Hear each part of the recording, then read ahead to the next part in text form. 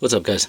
Aaron here. Got a quick little tarot reading tonight. Actually, this is pulled a couple days ago, and it's just, I had the cards sitting on my desk for a little bit. I'm in school. I've got a lot of homework, and shit just started this week again. So, anyways, enough about me. Let's get into the reading.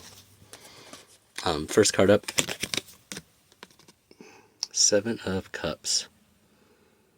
Scorpio. Could be dealing with a Scorpio or a Pisces energy. A lot of this Seven of Cups is all about it's about options, like looking around. It can be about illusion and fantasy, getting lost in the sauce sometimes. I know it's something that we're prone to do as humans, especially if you have a lot of water in your chart, or if you are a Scorpio, Pisces, Cancer. But yeah, this is the first card that popped out. 7 is also a very lucky number. But you might be dealing with somebody that's, or you might be the person, or you might be dealing with somebody that's in this place of, like, you know, it can indicate being kind of overwhelmed with, like, so many different choices, different options, different paths you can go down, and with all the shifts in the world and the collective right now, if this is going on in your personal life on top of all the worldly stuff, dude, it's a lot to process. So, Seven of Cups. Sorry, I'm a little bit brain fart, dude. I got half my brain is on my schoolwork. That's due tonight. Just like, I got to get this done so I can put these cards away. Anyways, next up, you got the Queen of Wands. Fire. She's got a sunflower there. The wands, even though they usually have plants growing out of them, like the staff of Aaron, Moses' brother, who created miracles and life. Oh, she's sitting on 2 lions too. The fire suit is often in the kitty in there. You got the Aries, Pisces symbol. But the Queen of Wands usually has a lot of fire energy, a lot of passion, and you know, this could be you. This could be the same person. Or it just could be indicating the energy, you know, for you to be looking at and stepping into right now, as we, you know, as we're coming out of a long season with a lot of planets in water, and starting around February 17th, we got so many planets are shifting into fire signs and then air signs. We got the year of the fire horse starting.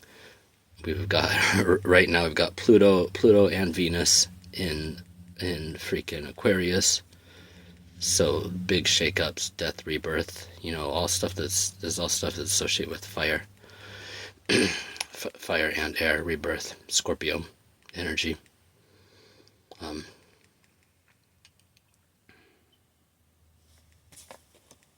There's a lot of fire energy coming into the collective, into the astrology.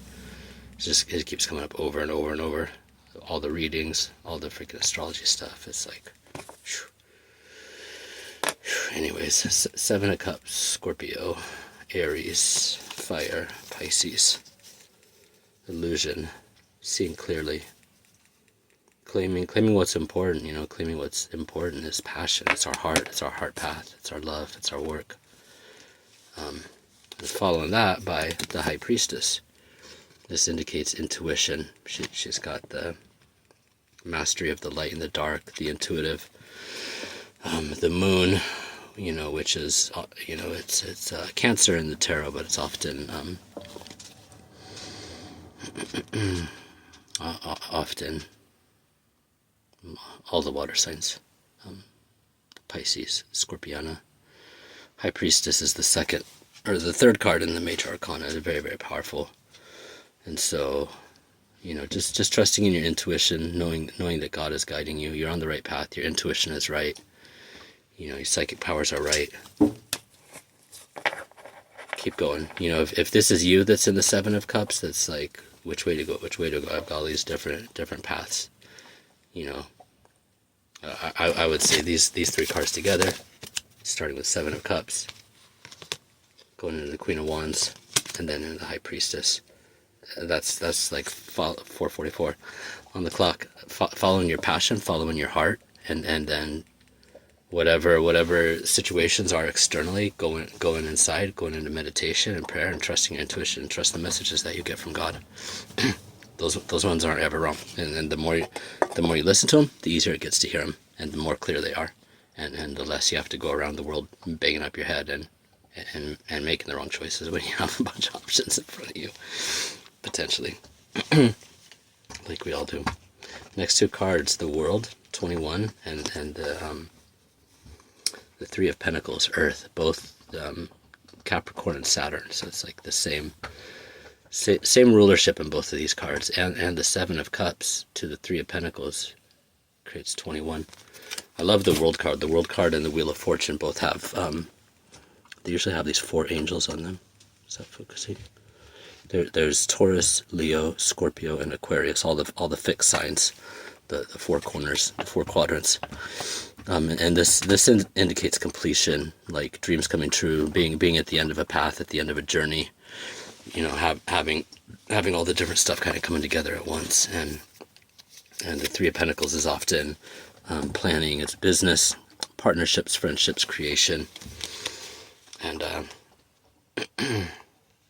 yeah, I think this little spread, this little pull, indicates really good importance. It's like if this is you in the Seven of Cups, then you've had a lot of decisions on your plate and are having a hard time sorting through all that stuff.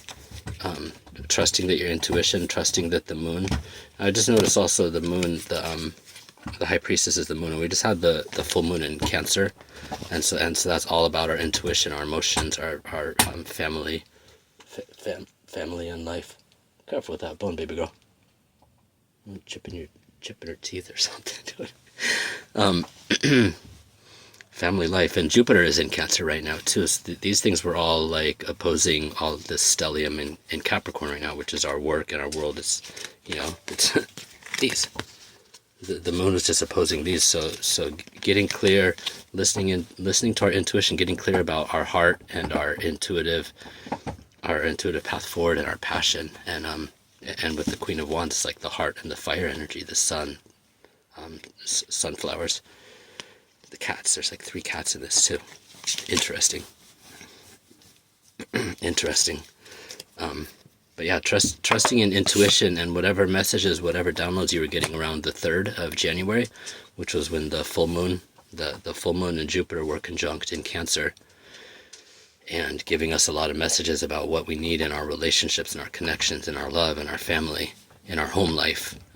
The fourth house issues, the sacred container issues were lit up 2 weeks ago, and tonight's the new moon, Capricorn, so we're at the opposite end of that with this whole stellium of planets. The Sun, Moon, Mercury, and Mars, I think, are all like pretty much conjunct right in a freaking line. So activating all the freaking Capricorn issues, all the Saturn issues, father time, creation, what work are we doing in the world, and also like sobriety, and being clear-minded and planning for like long distant future. It's like the final earth sign in astrology, and again, it's the world. It's like completion. This last cycle is done, and we're at the turning point for like major changes for humanity and in our personal lives, and it's a really good time to pause and think about what and hopefully you've done a lot of clearing and healing work in these past few years, but this is a really good time to pause and decide like what's the world, what's the life that you want to build, what's it going to look like, and our collective life as well. To be really thinking about these things and taking action towards them, like daily solid action. Because the world that you want needs to be set on a solid foundation. You can't put it on sand or quicksand or dust or feathers or carts. It's got to be on stone and cement and piers and metal going down into the ground, connecting. We need to have this next phase of humanity built upon solid foundations in our own life too. So that's the message I got for you guys. 7 of Cups,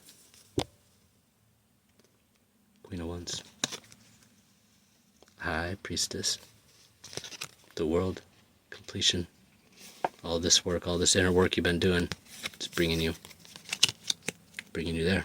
And now, what are you going to build? Who are you going to build it with? Plans, architecture, drawings.